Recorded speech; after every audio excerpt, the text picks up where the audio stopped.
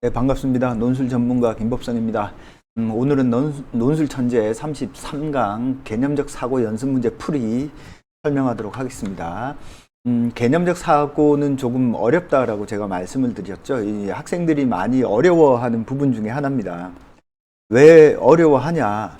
일상생활 속에 많은 언어들을 여러분들이 연습하고 많은 개념들을 만나지만 실제로 이 개념에 예민하게 생각하는 습관을 들인 학생들은 거의 드물어요. 그래서 여러분들이 공부를 꼭 수능이 됐건 논술이 됐건 상관없이 공부를 잘하고 싶다, 어디 가서 내가 똑똑하다는 소리를 듣고 싶다라고 하면 모르는 개념, 낯선 개념을 만날 때마다 그 개념이 무엇을 의미하는지 충분히 심사숙고하고 정확히 숙지하는 것이 아주 중요합니다.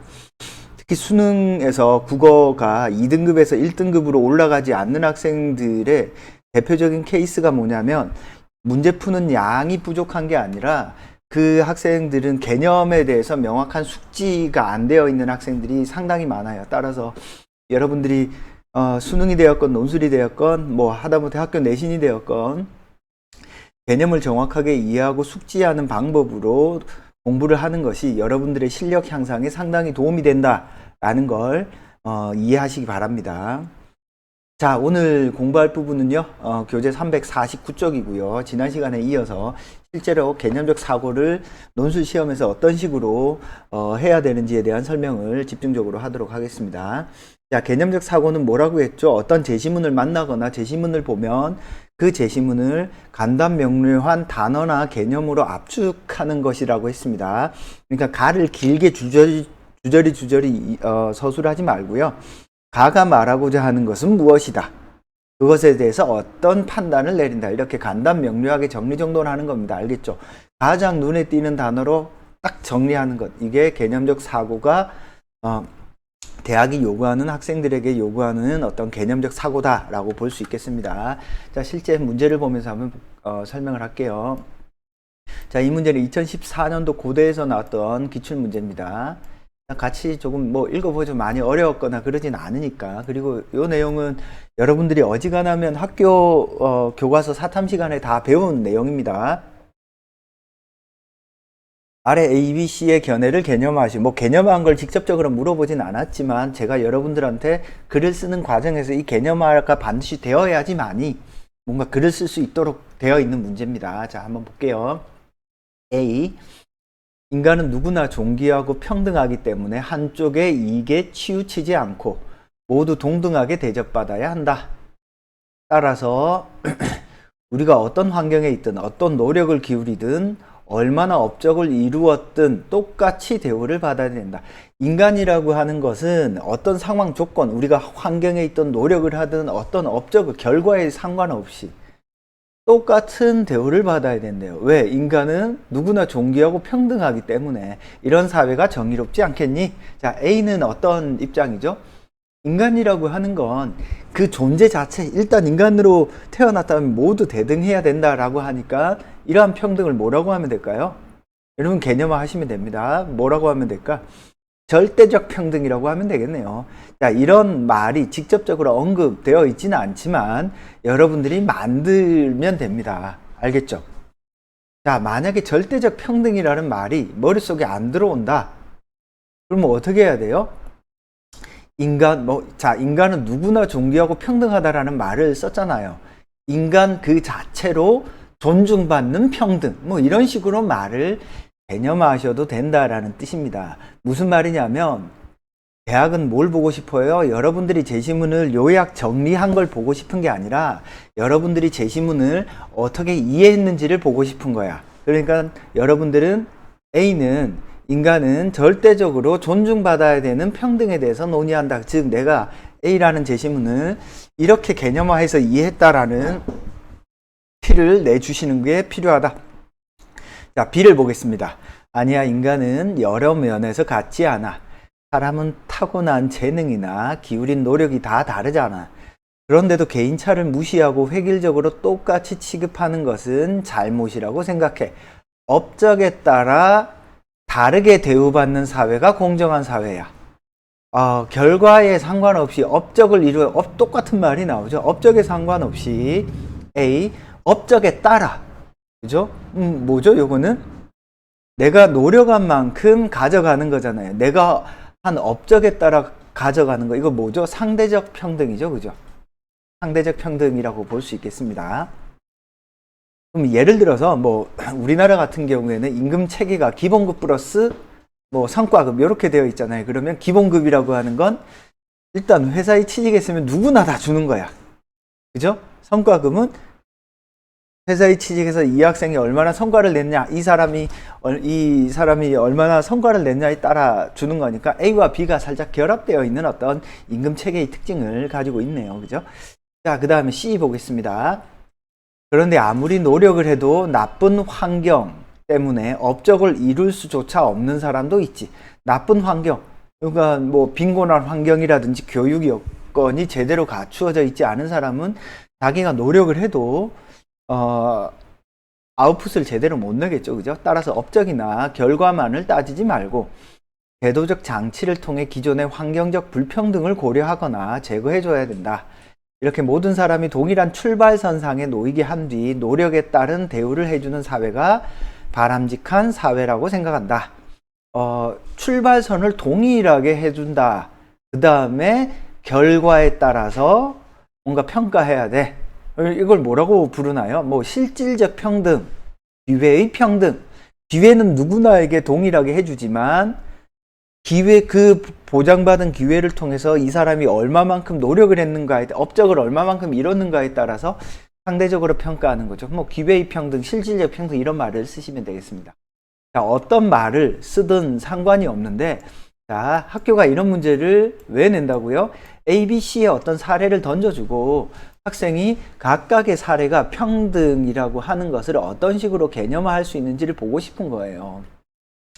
그렇게 개념화를 한 티를 정확히 내면 어때요? 학교가 좋아하겠네요. 그죠? 그래서 정리를 해보면요.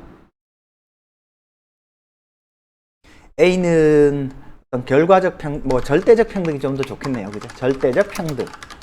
이렇게 쓰면 될 것 같고, B는요? B는 상대적 평등. C는 여기다 쓸까요? C는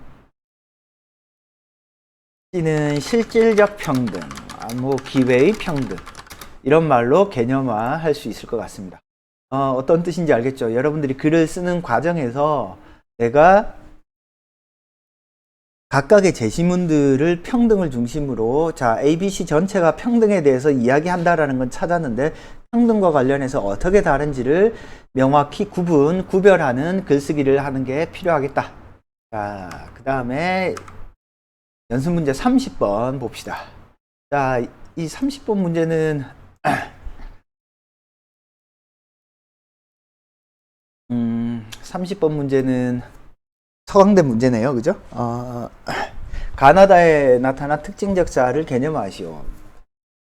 가나다에 나타난 특징적 자아를 개념화하고 원래 문제는 어떤 자아관이 오늘날에 더 필요한가 뭐 이런 문제였던 것 같아요. 제 기억에. 자, 문제를 한번 보겠습니다. 특징적 자아를 개념화하라 그랬으니까 어떻게 해야 돼요? 어떤 자아가 나타난다. 자, 지난번에 한번 풀었던 거 떠올려 보세요. 암을 개념화하시오. 땡땡땡 암. 그죠? 과학적 암, 분석적 암, 윤리적 암, 도덕적 암. 특징적 자아라고 했으니까 XX의 자아. 이런 식으로 구체화해서 개념화를 해야 되겠네요. 자, 논제에는 어떤 개념어가 들어있는데 자아라는 말이 들어있죠. 자아라는 말이 뭐죠? 자아? 자아라는 말은 프로이드의 개념이죠. 나라고 느껴지는 나입니다. 즉 어떤 현실을 주체하고 현실의 어떤 중심이 되는 나를 자아라고 부르죠. 헤겔 같은 철학자는 이 자아가 어떻게 세계성과 만나는가를 정반합 그 변증법을 통해서 이렇게 뭐 설명을 하기도 하죠. 그래서 즉자 대자 뭐 이런 말을 쓰기도 하는데요. 어찌됐건 자아라고 할 때는요, 어렵게 생각하지 말고 나라고 여겨지는 나예요. 여러분들 보면 자기 자신을 돌아보면 어때요? 아우, 진짜 쓰레기 같은 나도 있고, 그죠? 그나마 조금 괜찮은 나도 있고요. 제발 이런 건 안 했으면 좋겠는데 맨날 하고 있는 나도 있죠. 이 자아라고 하는 것은 우리의 마음 속에서 다양한 어떤 모습을 띠고 있습니다. 그 중에서도 진짜 나라고 여겨지는 나를 자아라고 생각하시면 되겠습니다. 가를 보겠습니다. 가를 보시면요. 원시인에게는 낯익은 것과 낯선 것, 내부 세계와 외부 세계, 삶과 죽음, 혼령과 신체 등을 엄격히 분리하는 도식이 존재하지 않았다. 자, 원시 사회에서 인간이라고 하는 존재는 어때요? 자연의 일부분으로서 세계에 대한 어떤 과학적, 지적 체계가 완성되어 있지 않은 존재였죠. 그러다 보니까 세계를 어떻게 이해했죠? 종교적으로, 그죠? 종교적으로, 신화적으로 이해를 한 거죠. 그래서 원시인은 자기 자신과 자기 주변의 낯선 다른 힘의 세계를 경험했다. 괴상하게 생긴 바위나 사람이 발길이 닿아본 적이 없는 대초원의 삭막함. 그래서 원시사회의 종교의 특징이 뭐죠? 애니미즘이나 토테미즘을 가지고 있습니다. 괴상하게 생긴 바위나 사람의 발길이 닿아본 적이 없는 것들, 이런 것들은 어때요? 내가 느낄 수 없는 어떤 힘의 현존을 느끼게 되는 거죠. 그죠? 영혼 자체도 그런 힘으로 경험되었다. 영혼. 즉, 여러분들 각각이 가지고 있는 어떤 생각하는 힘, 이것도 이제 개별적인 어떤 힘으로 경험되었다는 거죠.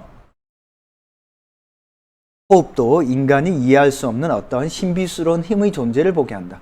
내가 이렇게 열심히 뛰고 나면 숨이 쿵닥쿵닥 뛰잖아요. 내 몸에서 왜 이런 일이 벌어지지? 내 몸 속에서 나는 검붉은 피, 이런 것들을 어때요? 낯선 힘의 현존으로 느꼈다라는 겁니다. 어떤 지적 체계가 부족한 상황에서 원시인들은 이 세상을 어떻게 느꼈죠? 신화적, 종교적으로 느꼈다라는 겁니다. 그래서 원시 사회 속에서 인간이라고 하는 것은 그 자체로 완성된 존재가 아니라 일단 세상의 어떤 사회 구조가 만들어 놓은 관계 속에서 존재하는 거죠. 나라는 자아가 그 자체로 의미 있는 것이 아니라 세상이 만들어낸 구조 속에서의 나라는 겁니다.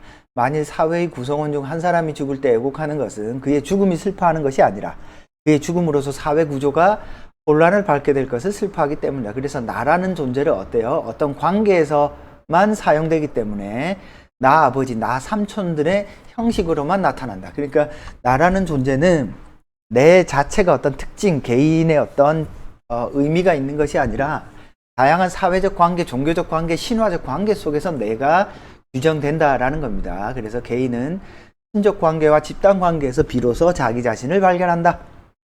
한 인격은 여기에서 여기저기 확산되고 보다 넓은 관계의 장에서 그가 담당해야 하는 역할과 떨어질 수 없다. 이 관계가 없이 곧 개인으로서는 아무것도 아니다. 그의 행동 거지는 사회적 신화적 공간 안에서 결정된다. 그러므로 여기서는 내부 세계와 외부 세계, 몸과 영혼을 그렇게 엄격하게 구별해 놓을 수 없다. 자, 이 텍스트를 읽을 때 제가 개념화하는 건 뭐라고 했죠? 텍스트를 읽었을 때 텍스트에서 자주 나오는 단어, 그죠? 자주 나오는 단어로 개념화하면 되고, 그죠? 그 다음에 뭔가 어려운 단어로 개념화하는 것도 나쁘지 않다라고 했습니다. 어찌됐건 간에 자아를 물었습니다. 어떤 단어가 제일 많이 나오죠? 관계라는 말이 많이 나오죠. 관계. 그죠? 그러면 어떻게 규정하면 돼요? 가는 관계 속에서 규정되는 자아다. 관계적 자아다. 라고 쓰면 되죠. 그렇게 말을 만들어내는 것에 대해서 두려워하면 안 돼요. 자, 똑똑한 친구들은 간단합니다. 복잡한 상황을 간단 명료하게 개념적으로 규정하는 능력이 있는 학생들은 똑똑해요. 마찬가지입니다. 어떤 제시문이 주어져 있고 이 제시문을 학생이 간단 명료하게 개념화할 수 있는 어떤 능력이 있는지 없는지를 보는 건 대학에서 아주 중요하게 여기는 어떤 학생의 사고력을 평가하는 기준이다라고 볼 수 있겠습니다. 그래서 관계적 자아, 사회적 자아 괜찮습니다. 그죠? 사회 속에서 규정된 신화적 공간에서 결정된다고 했으니까 신화적 자아, 종교적 자아 뭐 이렇게 해도 틀린 건 아닙니다. 즉 나라는 존재가 나로부터 규정되는 것이 아니라 내가 속한 세계 속에서 내가 규정되기 때문에 더 넓은 것을 포함하는 내용이 들어가면 다 정답이다. 관계, 사회, 신화 뭐 이런 것들은 다 정답일 것 같습니다. 자, 그래서 가는 어떤 원시적 자아, 이것도 정리를 해볼까요? 여러분들 제가 수업을 해보면 이렇게 안 써주면 안 써주면 싫어하더라고요. 원시적 자, 원시적 자, 관계적 자, 그죠? 신화적 자, 뭐 이런 식으로 개념화 하셔도 되겠습니다. 알겠죠? 무슨 말인지? 색깔을 관계적 자, 원시적 자, 신화적 자, 뭐 이런 식으로 하시면 크게 무리가 없겠네요. 그죠? 어떤 텍스트를 개념화하는 데 있어서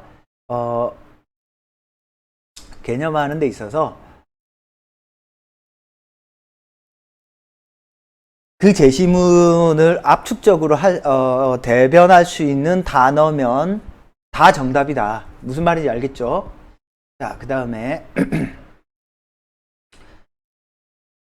넘어가 볼까요? 나 제시문 보겠습니다. 나 이 제시문은 최근에도 대학에서 자주 나오는 어떤 기출 제시문입니다. 데카르트 방법 서설에 들어있는 부분이죠. 나는 생각한다, 고로 존재한다. 근대적 자아의 탄생이죠. 자, 가와 구별되는 부분은요. 가는 세상 속에서 내가 규정된다면 나라는 건 어떻죠? 내가 규정하는 것으로서 존재하는 거죠. 그죠? 나는 오직 진리 탐구에 전념하고 조금이라도 의심할 수 있는 것은 모두 전적으로 거짓된 것으로 던져버리고 이렇게 한 후에도 전혀 의심할 수 없는 것이 내 신념 속에 남아 있는지를 살펴보아야 한다고 생각했다. 가라고 하는 것이 사회 속에서 살아가는 어떤 한 개인, 나를 이야기한다면 나 제시문은 어때요? 출발부터 그냥 나를 들이밀고 있죠. 나는 뭔가 탐구하는 존재고요. 뭔가 내가 생각했을 때 거짓되었다라는 거 다 갖다 버릴 거야 라고 생각하면서 어떤 신념, 내 신념을 철저하게 믿는 존재다라고 보시면 되겠습니다. 그러므로 우리 감각은 종종 우리를 기만하므로 감각이 우리 마음속에 그리는 대로 있는 것은 아무것도 없다고 가정했다. 그리고 아주 단순한 기하학적 문제에 있어서조차 추리를 잘못하여 오류 추리를 범하는 사람이 있으므로 나 역시 다른 사람들과 마찬가지로 잘못을 저지를 수 있다고 판단하고 전에 증명으로 인정했던 모든 근거를 거짓된 것으로 던져버렸다. 끝으로 우리가 깨어있을 때 갖고 있는 모든 생각들은 잠들어 있을 때도 그대로 나타날 수 있고 이때 참된 것은 아무것도 없음을 알았기 때문에 지금까지 정신 속에 들어온 것 중에서 내 꿈의 환영보다 더 참된 것은 아무것도 없다고 가상하기로 결심했다. 그래서 이 사람은 지금 어떤 거예요? 이때까지 내가 경험하고 체험했던 거 다 누군가가 만들어낸 뻥일 수 있잖아 라고 생각하면서 의심을 하죠. 그죠? 의심.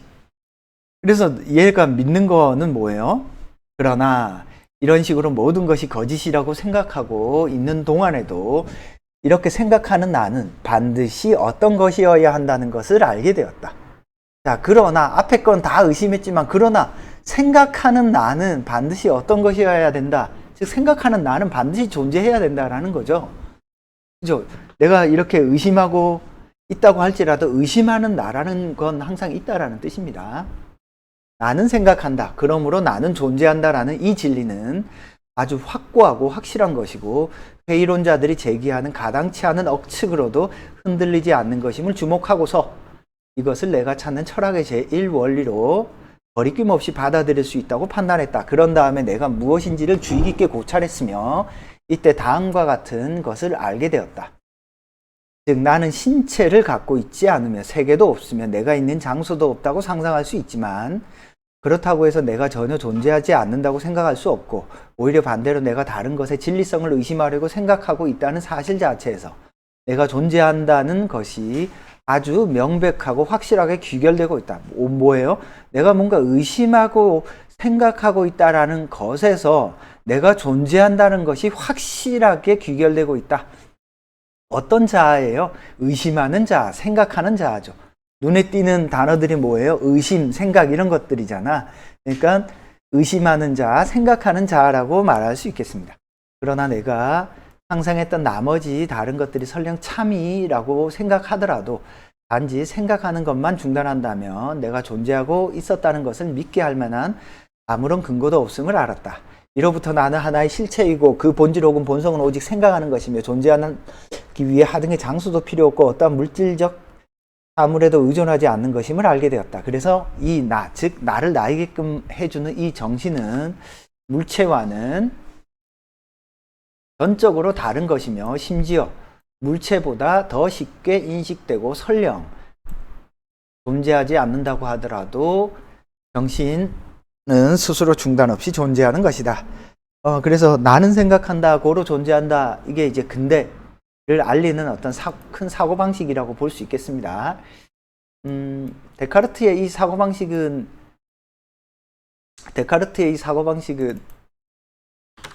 근대적 자, 그죠? 생각하는 자, 의심하는 자, 뭐 이런 식으로 개념화 하시면 되겠네요. 여러분들이 어떤 식으로 개념화를 하더라도 그 개념이 타당한 논리를 띠면 뭐 다 정답입니다. 앞에 요거는 조금 다른 이야기지만 가장 많이 뜨는 나오는 이야기가 생각, 의심 뭐 이런 거죠, 그죠? 이런 걸로 자아를 규정해 주시면 되겠습니다. 그 이전까지 우리나라도 마찬가지죠. 근대 사회 박정희 뭐 요런 박정희 전두환 요 시대까지 어때요? 박정희 전두환 시대까지 사회가 우리를 규정해 주죠. 그렇잖아요. 내가 예를 들어서 노비로 태어났다, 양반으로 태어났다, 내가 어떻게 나를 규정하는과에 상관없이 한 인간의 존재라고 하는 것은 사회 속에서 규정되는 존재였어요. 그게 가가 말하는 어떤 자아의 특징입니다. 근데 데카르트가 왜 중요하죠? 데카르트는 사회적 관계 속에서 나를 규정하지 않고 나의 생각이 나를 규정한다라고 생각을 하는 사람이에요. 쉽게 이야기하면 여러분들 지금 계속 갈등을 하잖아요. 야, 너 커서 뭐 될래? 학생부 종합을 준비하면서 뭐 하죠? 직업은 뭘 할 거며 계속 고민하잖아요. 내 미래를 누가 결정해요? 내가 결정하죠. 자, 내가 예술가로서 생각하면 나는 예술가가 되는 거예요. 그죠? 나는 나를 예술가라고 생각한다. 그러면 어떻게 되는 거죠? 나는 예술가로서 존재한다가 되는 거예요. 과거에는 하나의 존재가 사회적 관계 속에서 규정되었다면 근대 사회는 나라는 존재가 내 스스로 규정하는 존재로 바뀌었죠. 내 스스로 내가 나를 어떻게 생각하는가가 나를 규정하는 존재가 되는 거예요. 근데 이거는 쉽지가 않아요. 왜 그렇죠? 삶의 무게를 전적으로 내가 결정하고 내가 책임을 지기 때문입니다. 그래서 지금 최근에 학생부 종합이 늘어나면서 고등학생들이 내 진로와 내 꿈에 대한, 그리고 뭐 중학생도 마찬가지지만 직업 탐구가 과거에 비해서 훨씬 많아졌거든요. 드디어 우리 사회는 근대 사회의 형태로 들어가게 된 거예요. 우리 사회가 본격적인 근대 사회로 들어간 초기 출발점은 어디냐면 어떤 생각 사상사적인 측면에서 80년대 후반 90년대 초예요. 그 전까지는 사회라든지 이런 것들이 규정해 준 대로 살았지만 80년대 후반 90년대 초부터 드디어 학생들이 자기가 스스로 선택한 직업, 꿈을 꾸기 시작한 시대거든요. 근데 그 꿈을 꾸기 시작한 시대가 IMF를 거치면서 급격히 무너졌어요. 그래서 그 이후에 민주정부를 거치면서 조금 더 좋아졌지만 다시 뭐 이명박 박근혜 정부를 거치면서 또 다시 퇴보했죠. 데카르트가 이제 1400년대에 이제 데카르트의 그 방법 서설을 읽어보면요. 앞부분에 자기를 지원해준 귀족이 있고 왕들이 있는데 그분들에 대한 어떤 존경심, 칭찬을 어마어마하게 드러났어요.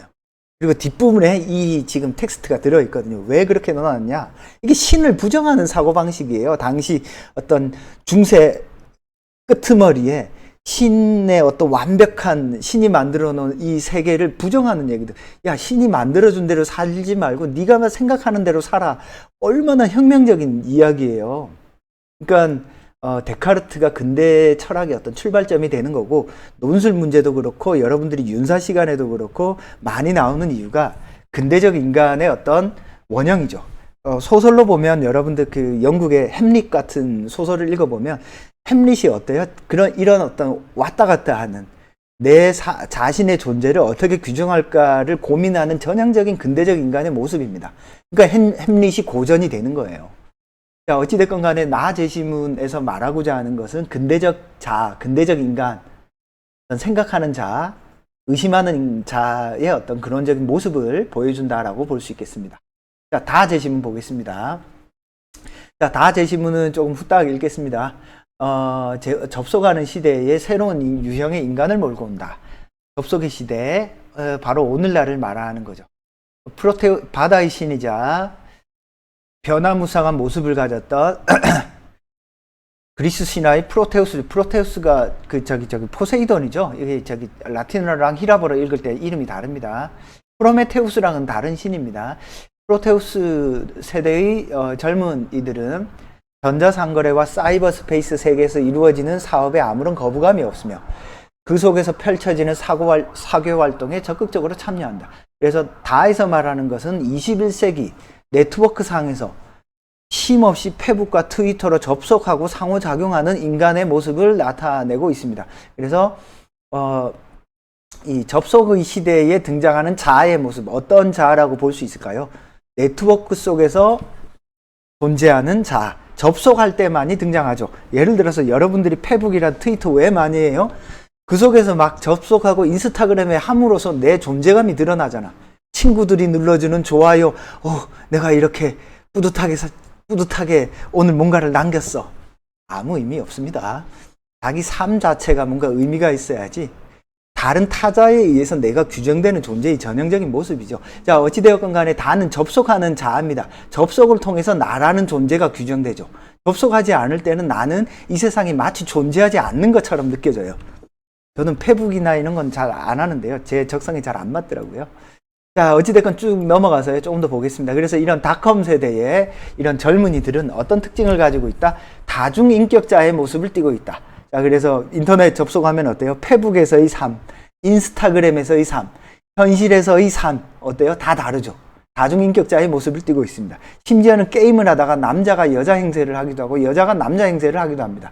그래서 인터넷상에서 막 이야기하고 친하게 만나 이야기 나눠보는데 알고 보니 초딩이고요. 그죠? 그런 경우도 있죠.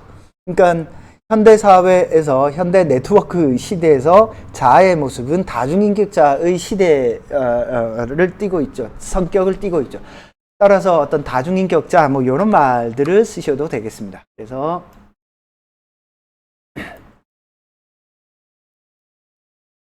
요것도 정리를 하면요.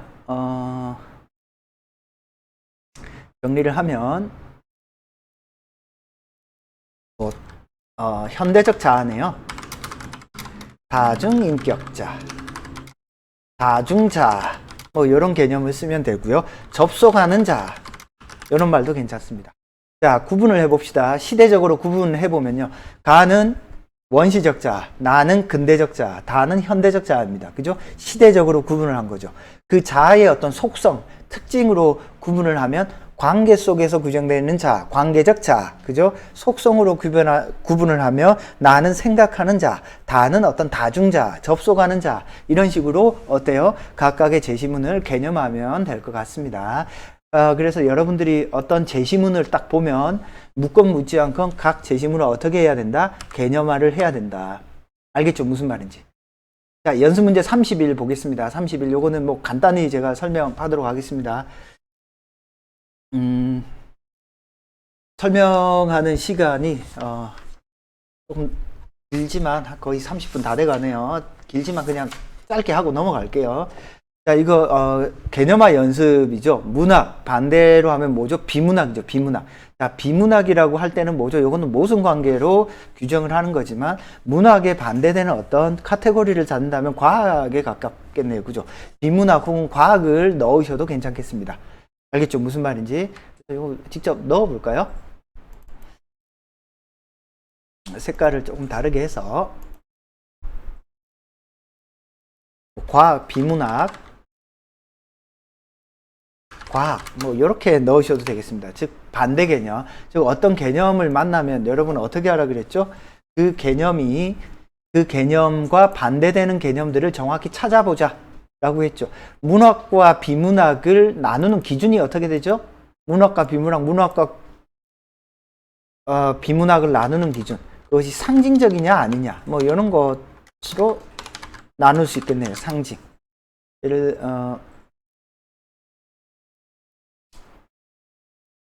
상징, 그죠?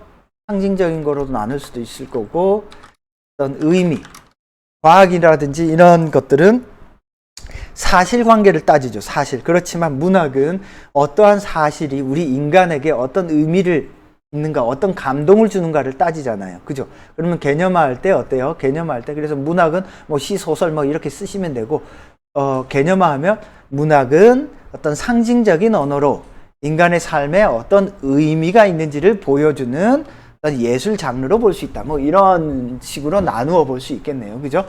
그래서 여러분들 스스로 어떤 문학이 뭐다라고 외우거나 암기하지 말고, 문학이라고 하는 것을 내가 알고 있는 개념과 내가 알고 있는 배경 지식으로 스스로 개념화하는 연습을 해보라는 뜻입니다.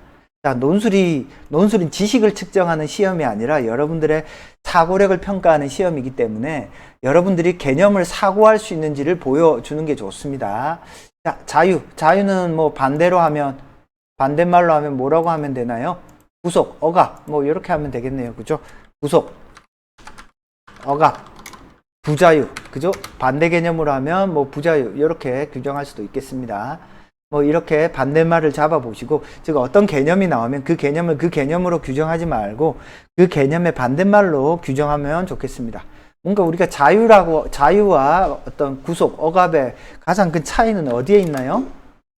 가장 큰 차이는 선택할 수 있는 어떤 힘이 있냐 없냐, 선택의 능력이죠. 선택권이 나에게 있냐 없냐. 뭐 그 다음에 또 뭐 얘기할 수 있죠?